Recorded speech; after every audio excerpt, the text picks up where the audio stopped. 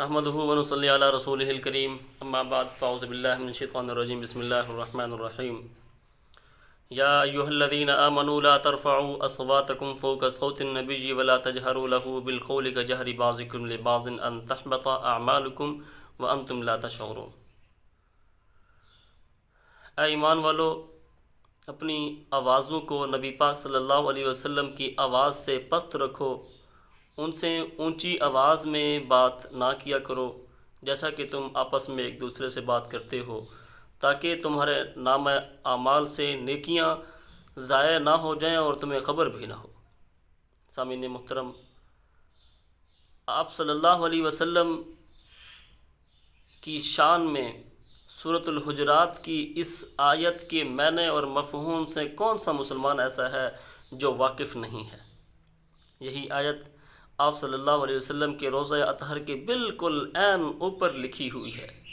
کون سا مسلمان ایسا ہے جو اس آیت کے معنی اور مفہوم کو نہیں جانتا؟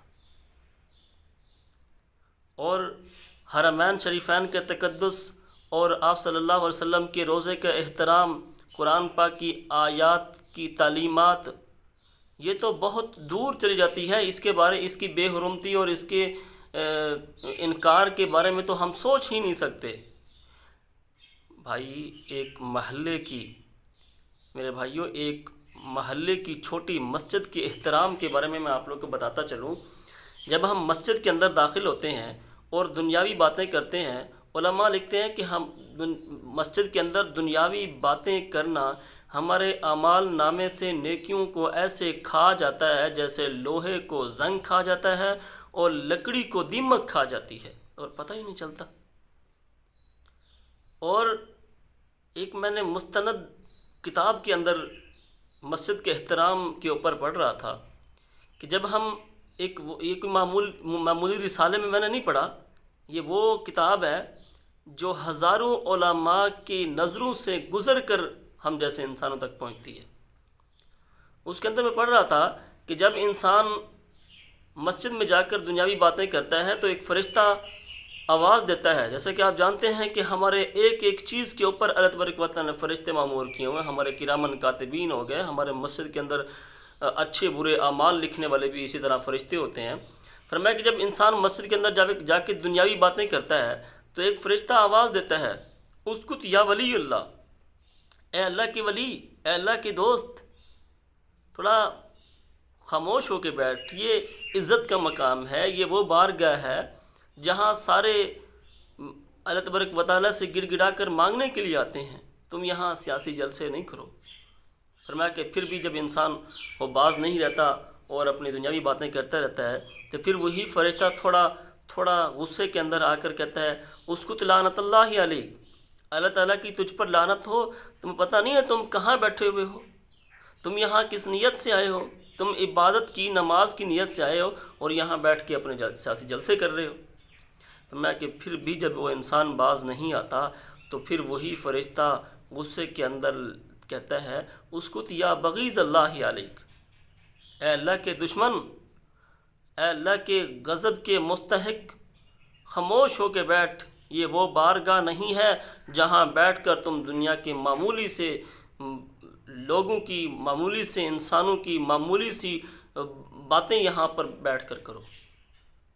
میرے بھائیوں، یہ محلے کی ایک چھوٹی سے چھوٹی مسجد کے احترام کے بارے میں ہے۔ اور مجھے بتائیں، جن لوگوں نے حرمین شریفین کے اندر، حرمین شریفین کے تقدس کو پامال کیا، روضہ اطہر کے سامنے، بالکل روضہ اطہر کے بالکل عین اوپر یہ قرآن پاک کی سورۃ الحجرات کی یہ آیت چیخ چیخ کر تعلیمات دے رہی تھیں کہ اپنی آوازوں کو پست رکھو، اپنی آوازوں کو پست رکھو۔ ہم نے ان تعلیمات کو جھٹلا کے اپنا سیاسی زہر اگلا ہے وہاں پہ۔ مجھے بتائیں، آپ صلی اللہ علیہ وسلم نے تو ہمیں حرمین شریفین کے اندر دشمن کو بھی پناہ دینے کا کہا تھا کہ اگر دشمن بھی وہاں آ کر پناہ لیتا ہے تو اس کو چھوڑ دو۔